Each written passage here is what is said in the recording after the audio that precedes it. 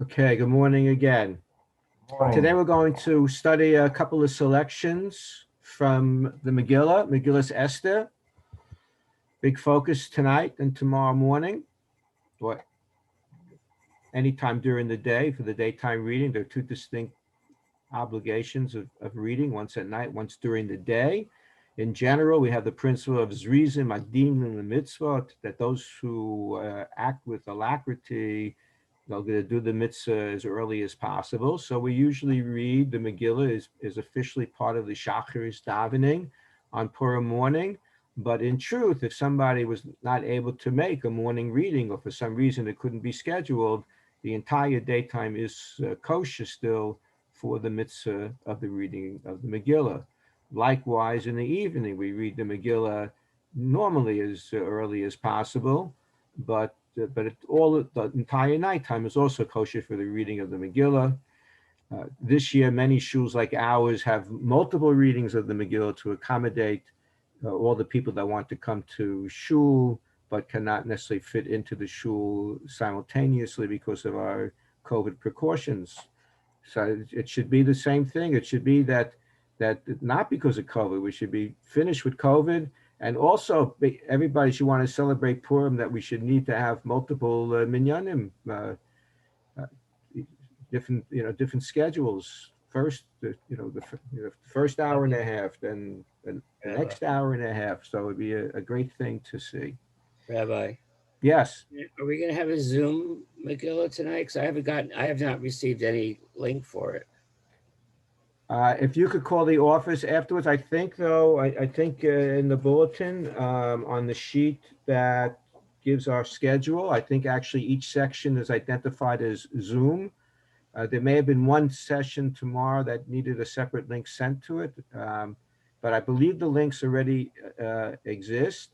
I don't know if they exist in today's email, but if you could call the office and Thank you. and ask to clarify that. Okay, this will be my last official class, Thursday morning class. Other than the March 11th, we have preparing your kitchen for Pesach session. But in terms of our textual study, which has been Parsha Shavua up till now, today it's the topic of the Shavua, the topic of the week, which is Megillus Esther. There's a big topic, especially today as we get ready for tonight. So this would be the final in my series right now. Okay. If you have the text of the Megillah, you're welcome to follow along. I'm going to start in chapter 4, Perek Daled, and we're going to pick up the story in the pasuk Yud Gimel, verse 13. Haman has unfortunately succeeded in getting King Achashverosh to sign on essentially to the destruction of the Jewish people. And even though Haman's intention was to try to keep things quiet, it certainly wasn't quiet for Mordechai. Mordechai found out. Possible that Mordechai thought that others would find out as well. But Mordechai knows, and a lot of things start clicking in Mordechai's mind. So what are the options that Mordechai has to try to prevent the destruction of the Jewish people? Well, we know he cannot call upon the Israel Defense Forces, not in existence.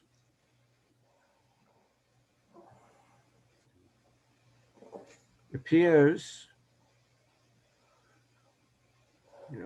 that Mordechai also didn't want to give, I'm suggesting this now, didn't want to give all of the energy into a direct military confrontation without some other type of intervention, Hmm. right? In the end, we have to have military intervention, but it's likely was much smaller than it would have been necessary had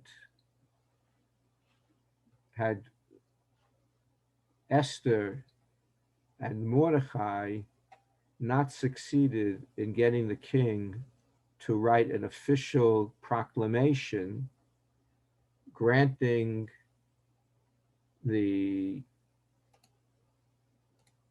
granting the Jews the right for self-defense. So once the right to self-defense was announced, it appears that most people lost their interest, even though there was still a decent number that went out. So there weren't such great options, available. Mordecai's option was that, hey,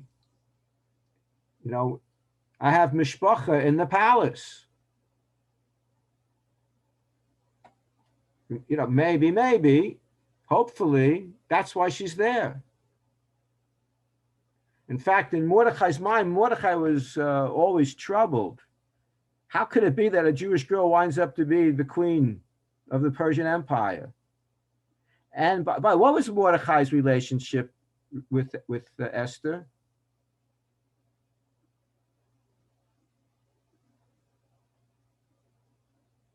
So we say that that she was like a cousin. Cousin. Yeah, but there's an opinion that says that they were cousins, but they also married at some point. Now that, if according to that viewpoint, it's even super startling how Esther wound up being chosen as queen. Why? Because the quote unquote beauty contest was only open to virgins. So any women who were married were not eligible to participate.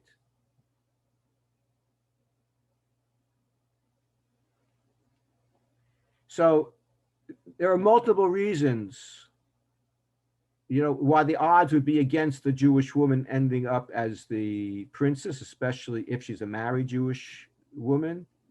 And then for Mordecai is a leader of the Jewish community. A member, he's going to be a member of the Knesset HaGadolah, the top leadership of Israel. And to think that his mishpacha is forcibly taken, if you know Dikduk and you look, carefully, it's like Vatila Kach, means that Esther was taken. She didn't voluntarily go. But that his mishpacha should have to be in this situation, to live in the palace with treif, stuff all around, with what's Shabbos going to look like. And she didn't, divulge her identity. So, she couldn't even declare herself a Shomer Shabbos, person requesting certain dispensations or special treatment. So, it's pretty tough. So, and years went by and things were basically quiet until Haman got his promotion and then got ticked off with Mordecai and decided to take it out on the entire people. But now Mordecai's beginning to think, now I understand. God works in whatever we want to say, mysterious ways. Maybe, we have a teaching of Chazal that Hashem is makdim harifuah lamakah, that before the illness comes or the attack comes, that God has already prepared the antidote for it. I mean, we may have to work hard to find it, but the seeds, at least, for the antidote are prepared. That's why the story of Yehuda and Tamar, which leads to the progenitor of the Mashiach, of the Messiah, sort of, it seems out of place in Bereshis that the brothers, sold Yosef, and then it breaks away for the story about Yehuda and Tamar, and then sort of picks up with the family matters of presenting things to Yaakov and dealing with that situation. But there, what's going to come is Golus. So before Golus was experienced, Hashem already had the seeds planted for the Messiah, because the progenitor of King David was created through this liaison that Yehuda had. So Mordechai started putting things together, and even though he was a man of tremendous influence, he turns to Esther, who's inside the palace.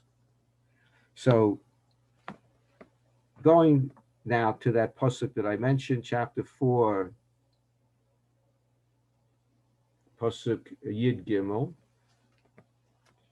So this is coming in the middle of the story, because Mordechai had put on his sackcloth with ashes,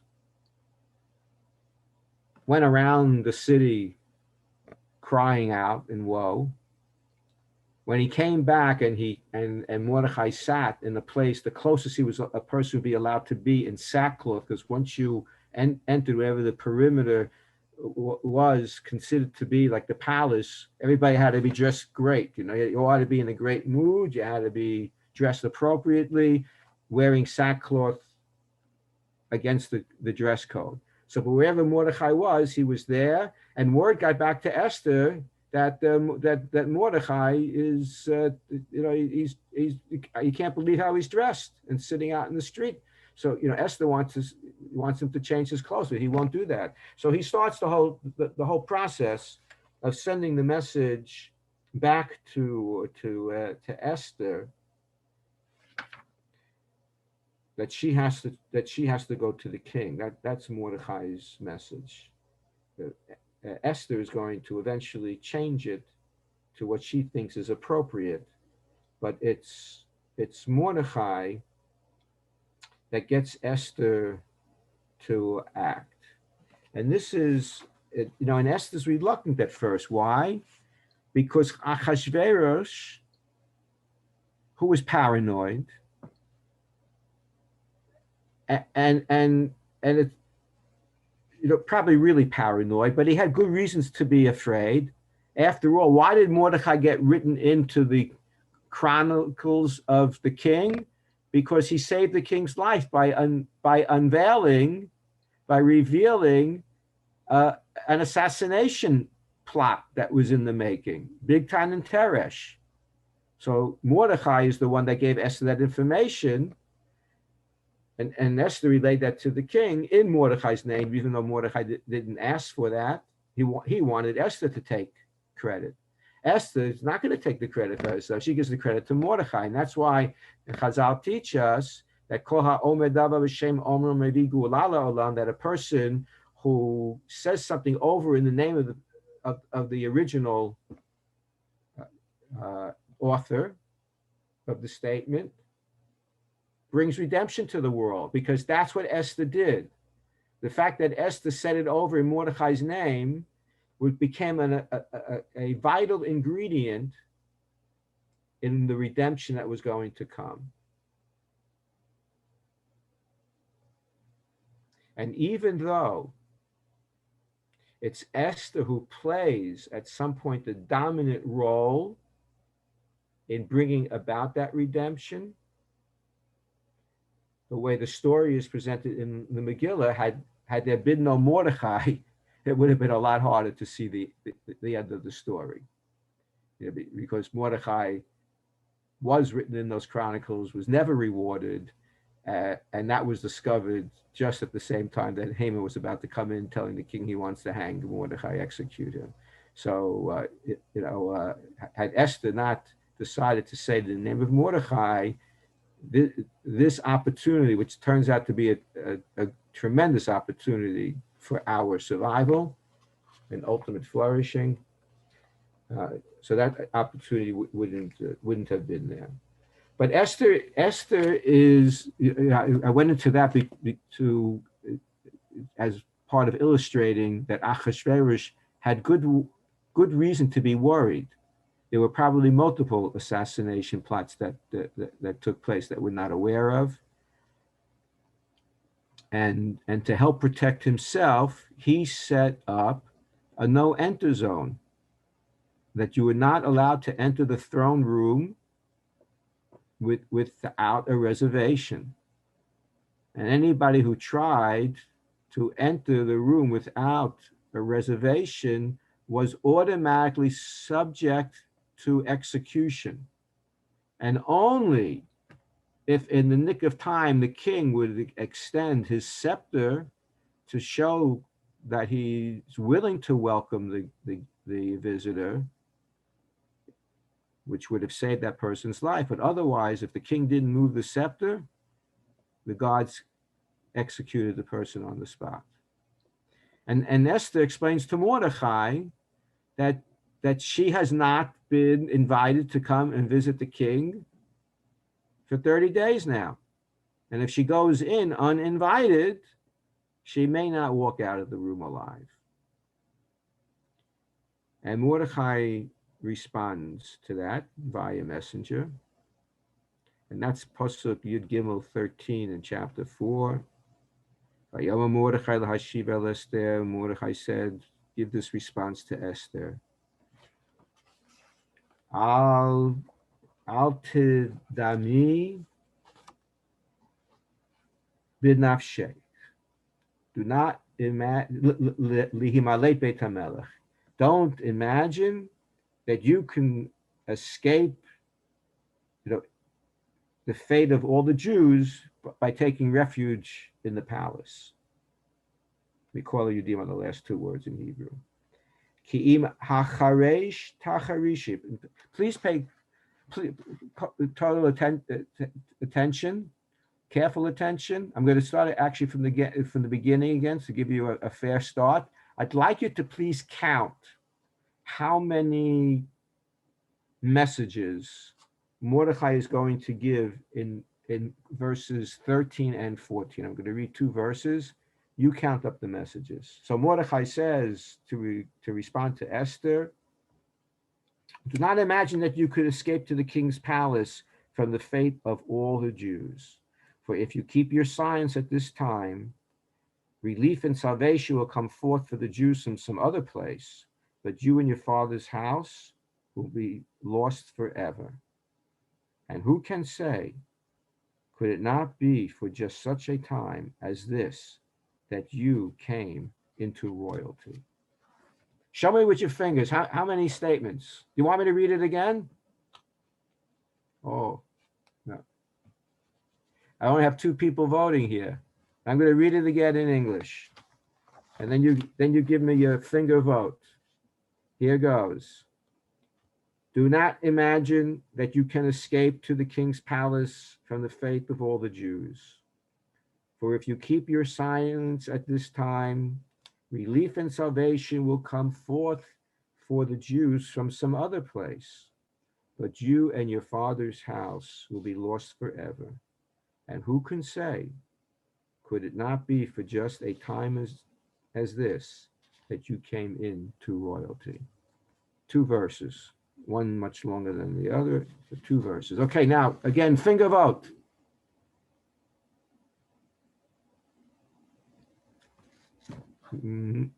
Okay, so it's interesting.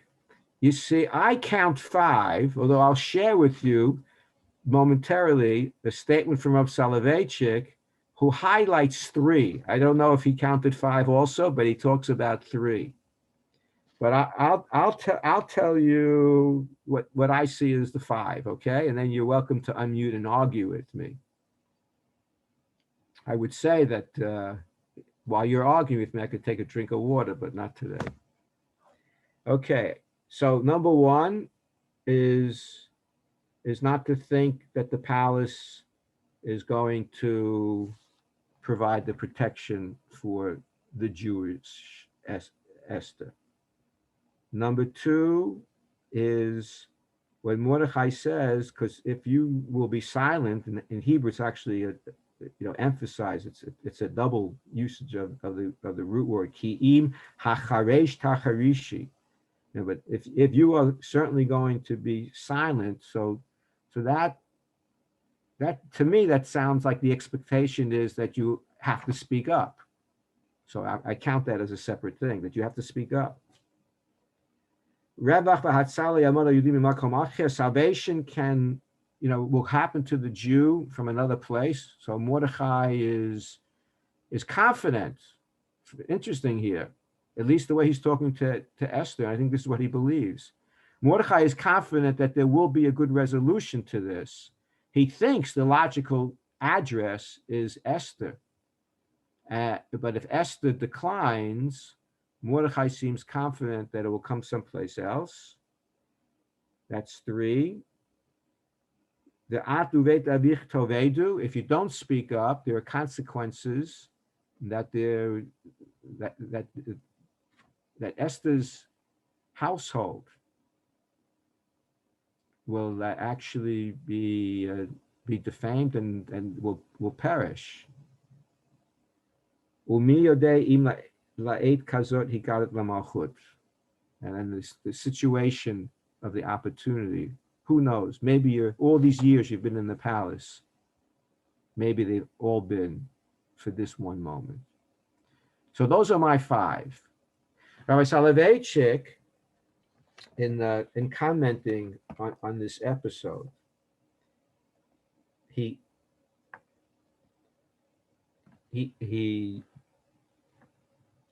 identified or created maybe what he calls the doctrine of assignment. Assignment to a mission. And he has 3 parts. The first is that each individual in this world, every human being, has a task. A task that he or she is obligated to implement. A task for which the person has the skills, the resources needed.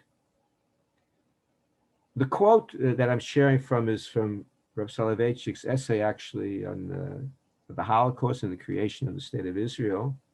But in another volume called Yemei Zikaron,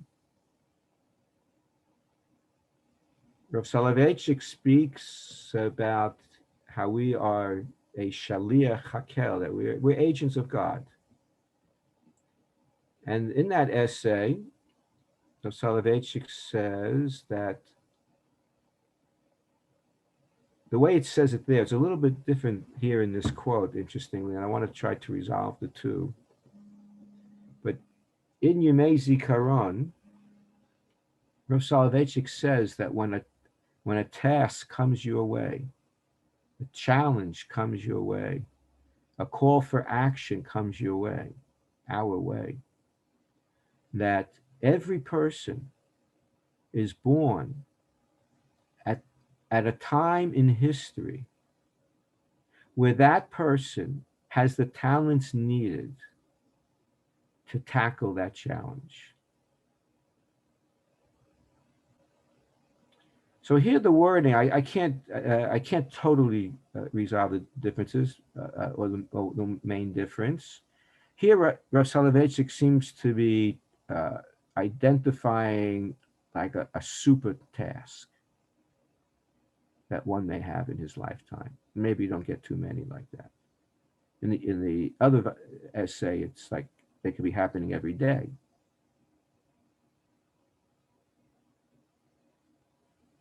And in that Yemei Zikaron essay, again, Rav Soloveitchik says that every task that comes your way, you have the resources to tackle it. So I was thinking, since in the context of the Megillah that was put together with Rav Soloveitchik's comments and chose this essay from Kol the Dofeg, that maybe and here it seems to focus on like a major task, like it's like Esther probably never had anything like this in the rest of her life that she had to tackle, and she didn't have anything like this really before. So this was like a one-time type of task. Most of us don't have that type of life-changing for an entire nation, task, although you never know. Don't underestimate ourselves.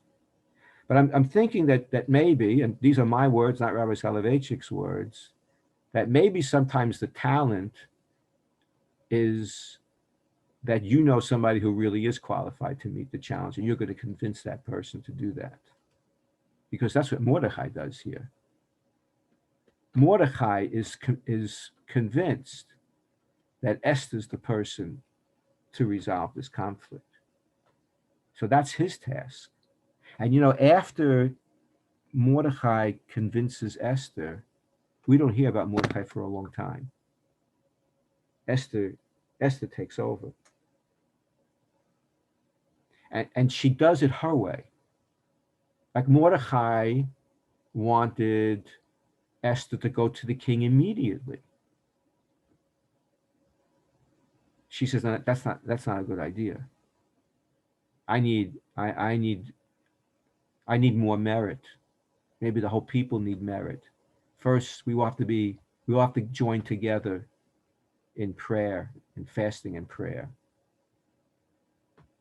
So from that point on, she called the shots. Mordechai becomes re-involved, once the immediate threat is gone because Haman, or at least there's a relief because Haman is executed. And then other steps have to be taken, in terms of how we protect ourselves, because that original proclamation is still valid, can never be rescinded. And the second proclamation would come out to say that we could self-defend. Okay, so the first item in Rav Soloveitchik's doctrine of assignment is that each of us has an assignment. The second principle is that nothing will stand in the way of God's will. Mordechai is convinced that the Jewish people are meant to continue. He's convinced that the most obvious vehicle to that continuity right now and overriding Haman's plot is through Esther. But he tells Esther, you should know, Esther, the successful solution will come with or without you. If God wants the Jews to survive, then there'll be an option B. It appears to me that you're option A. But the second principle is that if God wants something, it will happen, even if it wasn't the quote unquote preferred way, but it will happen. And the third principle is that if somebody does have this opportunity to answer a call of history and has the ability to do it and does not, well, that's an unpardonable sin. And it's going to reflect on the family as well. You'll sort of be removed from the annals of Jewish history and destiny.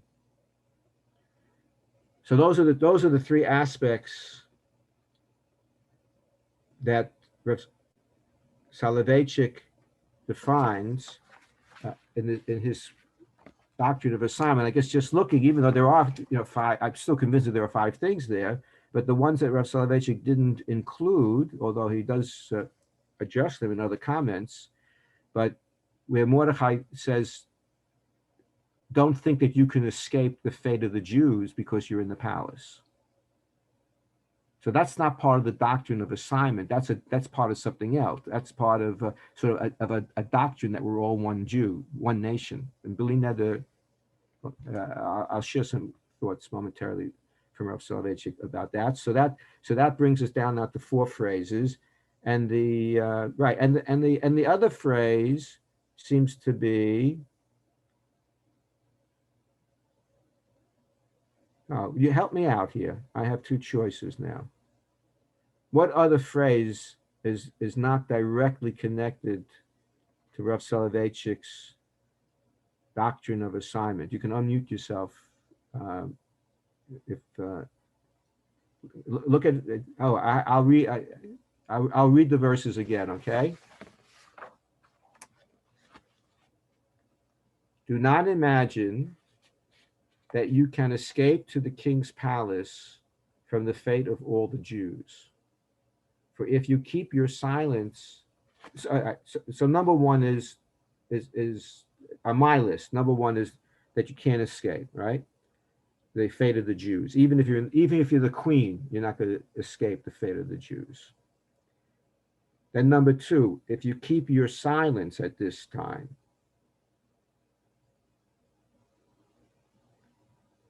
I identified as an item, so that's number two. Then relief and salvation will come forth from the Jews from some other places, 3.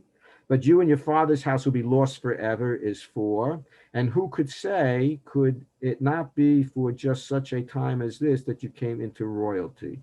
So those are the 5 phrases, 5 messages, only 3 of which are Soloveitchik directly incorporated, right? So the first one is not incorporated about trying to escape the fate. Okay, so then my options now, if you agree that those, at least one of them is an option, so we could have a conversation on what I'm about to say, and if not, you'll tell me what you think, please. Don't be shy. So I think that Ki'im hacharesh tacharishi, if you shall, if you're going to be silent, is a candidate, because I think it's connected to Umiyode Imla Eight Kazot, he got it long. Who knows if it's not just for this very moment that you came here. So what do you think? Which of those 2 could be dropped? I think that the last one is probably the key to the entire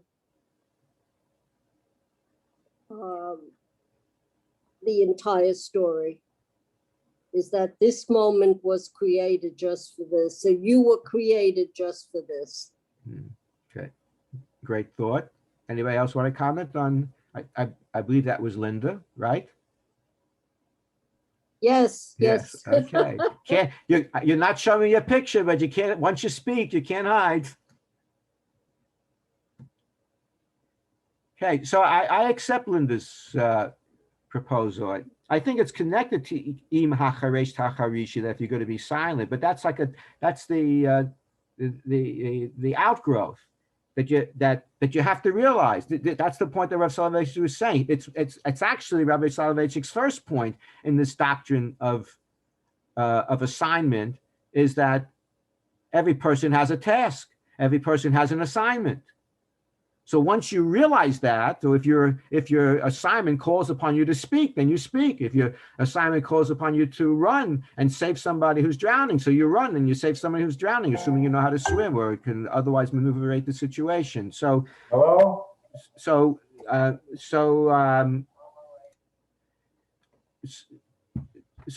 think that even though Mordechai chose to emphasize the fact that she should not be silent now, because he thinks that her vehicle is through something she's going to say to the king. See, in the end, interestingly, it's not only what she says to the king.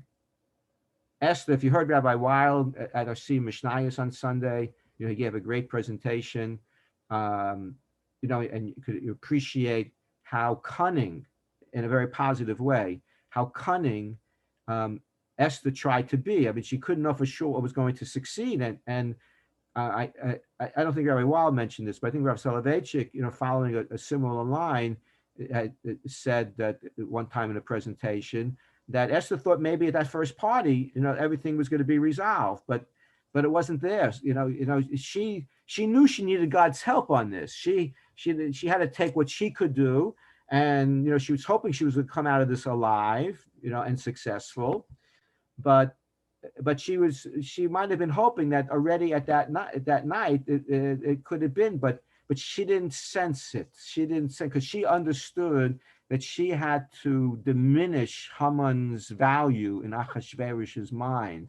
and maybe to go beyond that, to maybe create Haman as a potential enemy, rival of Achashverosh. And she didn't see that happening, even though she invited only Haman, besides her and her quote unquote husband. She didn't see it happening then. So so a lot of what Esther did was scheming and setting up circumstances, pointing out certain things. But Mordecai seemed to be that you have to protest. I think that's what that silence here. It would be a way to say, don't think you can be silent here. You have to speak up about this.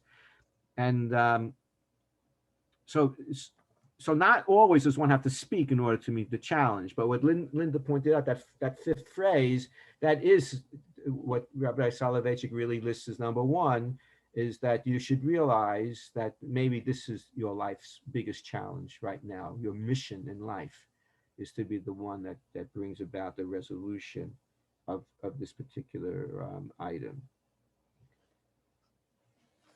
And any further comments on this so far? So let me share with you, if you allow me, I'm going to read to you a quote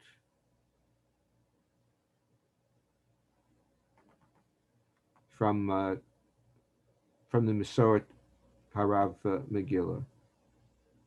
And here it is, just for a couple of minutes. Our fate does not distinguish between aristocrats and common folk, between rich and poor, between a prince garbed in the royal purple and a pauper begging from door to door, between a pietist and an assimilationist. Even though we speak a plethora of languages, and we live all over the world, and the Persian Empire was pretty big, basically, was most of the world maybe at that time.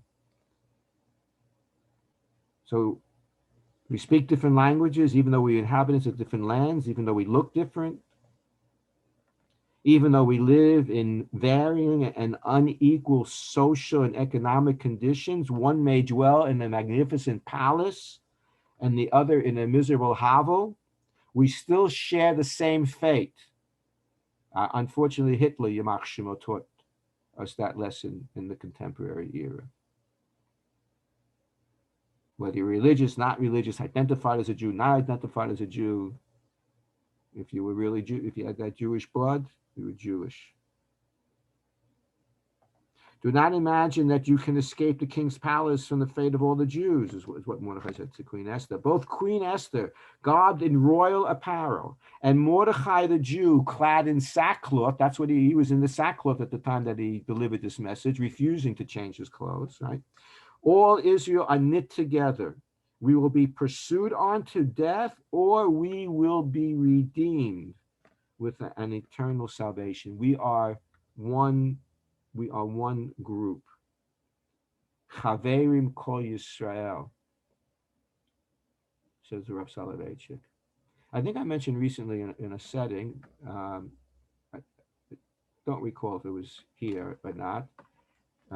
You could remind me, but I think it's worth repeating anyway. I remember in Shir, in class once, that Rav Soloveitchik said that the Torah commands us,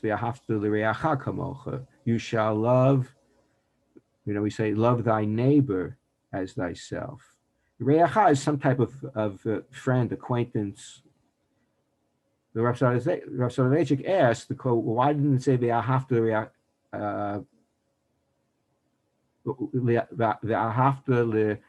lechavercha, a chaver, the word chaver, this is when we learn about the Mishkan, how it's connected, we learn about connections and building the physical structure of the Mishkan. A friend comes from the shorish of being connected. I guess a chibur, a composition, is a collection of thoughts that are being put together, a collection of sentences that are being together. Chaver means you're very connected into one unit. that Mishkan was going to become one unit after all the components were put up, for the courtyard, the tent of meeting. The composition is going to be a united thing. So it's a high level of being connected. So Rabbi Soloveitchik said, why doesn't the Torah command us to love our chaver, our friend? And Rabbi Soloveitchik said, because if you're that good of a friend, you don't need the Torah to tell you to love him, to be nice to him, to think of him like you would think of yourself. That's what a chaver is. But a reya, said Rabbi Soloveitchik, is more like a social acquaintance. Somebody maybe lives in your building. You don't know him so well, but you know at least the face. You're maybe in business, some kind of business association, whatever. Maybe it's the storekeeper. It's not somebody that's so tight to us. For that, the Torah has to say that you should treat others the way you would want to be treated, even though they're not your mishpacha, or they're not your close friend. But chaverim kol Yisrael. We are always supposed to be connected. We're supposed to feel that connection, and we shouldn't be waiting for somebody else to remind us that we had that connection. But that's what's happening here. Haman understood that connection. Haman understood that Mordechai was a recognized leader, that Mordechai, when he refused to bow down, he wasn't just himself not bowing down, that he represented other people, and that these Jewish people are connected to one another, even though they're in many different provinces in the Persian Empire. So we should always keep that in mind. That connection is very, very important. We'll take a couple of minutes just to. I know you know what happens in the story, but I just wanted to turn. Very often we study the Megillah, and we spend a lot of time on the opening chapters of the Megillah, and then we run out of time to look at other parts of the Megillah. And by the time we get to the next year, we were also tempted to go to the beginning of the Megillah. So I just want to take a moment to look at something from the end of near the end of the Megillah. And again, I want to read you some verses. The context is that the Jews went out to and did their self-defense, and we had to kill some people.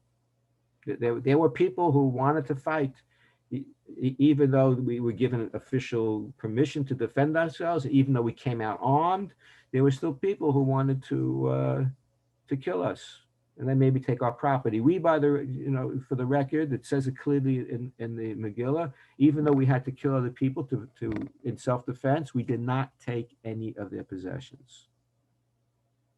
Hands off. Let it be very clear that that was not the goal of what we were out to do that day. Our goal was self-defense. So the Megillah says, give me one moment.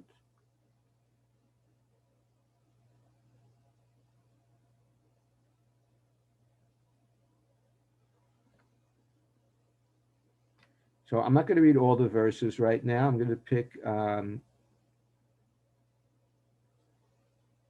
So there was a different schedule at the time because the Jews in Shushan had to defend themselves an extra day, whereas the other Jews, it seemed that one day was enough. Somehow there was more hatred in the capital city against the Jews. And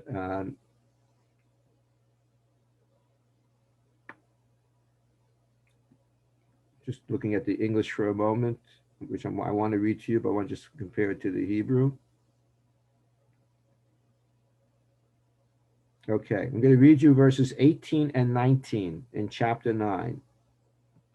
And the Jews who were in Shushan came together both on the 13th and on the 14th and rested on the 15th. And as the Megillah has already told us, what the other Jews went to battle on the 13th of Adar, that's today. And tomorrow they celebrated. The next day they rested. In Shushan, the Jews had to fight the 13th and the 14th. And then their day of rest from the battle, and what would become the holiday, was the 15th of Adar. It's a very strange arrangement in Yerushalayim, Jerusalem this year. Rabbi, which verses are you on? Chapter 9, verses 17, 18 and 19. 18 and 19 in chapter 9. My Shir B'li Neder to Shabbos afternoon is going to be to understand what's happening in Yerushalayim Friday, Shabbos, and Sunday in terms of Purim. But here, just to going to the beginning of verse 18. 18:9. And the Jews who were in Shushan came together, that means in self-defense, both on the 13th and on the 14th, and rested on the 15th, and made that a day of feasting and happiness. End of verse. Now verse 19. Father, all right, what happens in this I'll read 19 first, then you'll tell me if you have a question or an answer. Thus it came about that provincial Jews living in unwalled cities, see, Shushan was a walled city, that thus it came about that provincial Jews living in unwalled towns made the 14th day of the month of Adar a day of happiness, of feasting and festivity, and of sending one another good things to eat. Can you tell me what's the point or the points in Pasuk 18, verse 18? What's the Megillah telling us?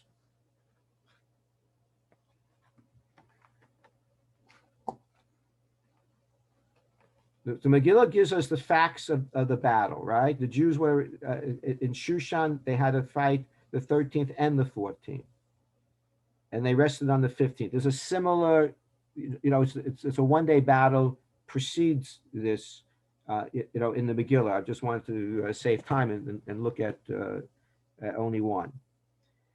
And made that a day of feasting and happiness. What does that mean? And made that a day of feasting and happiness. I'm going to take a breath. I'm going to invite your response.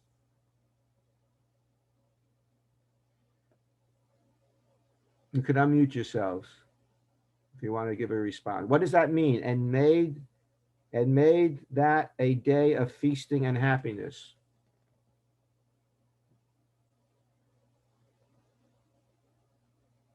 Okay, you true or false?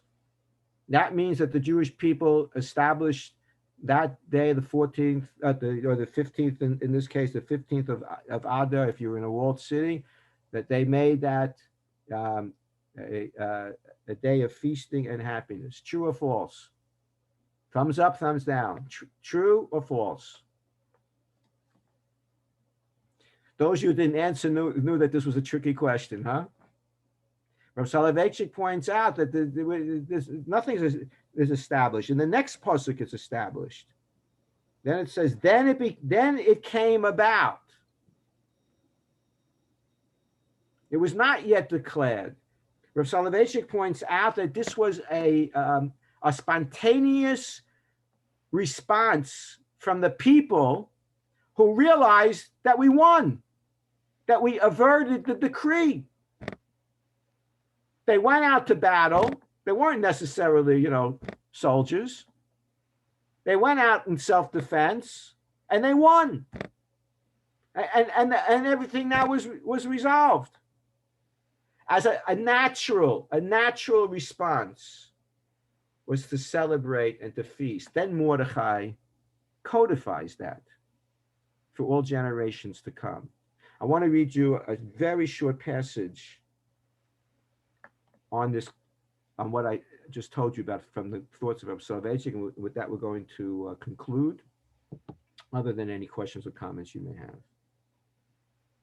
Spontaneously, the next day they celebrated, before any legislation was passed.